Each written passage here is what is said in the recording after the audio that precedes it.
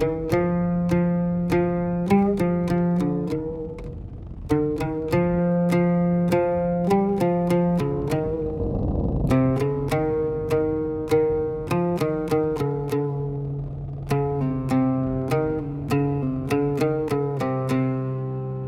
vê malê bin nasîbatim bi destê xwe ava kirim.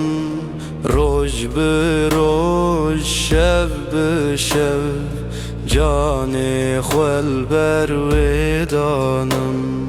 Tu hatî tu çûyî tu guherî, dilê min li cihê xwe man. Ev mal bi dengên zarokan mezin bû, lê dil bi hêzirê re avdan. Ez çavli erdê ferman kirim, çavli asmanê vî bû.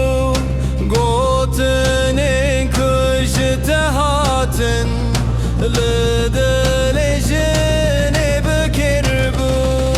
Başêlê ve malê siyekli rojê ket, nixwestina min ne bi destê xwe dê hat.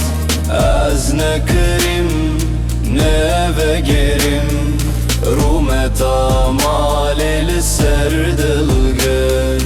Hinek şevên ku min bi deng nedî, bi xwe re girîn û çû. Îro ez genç dizanim, her agir ji yek destê dernakeve.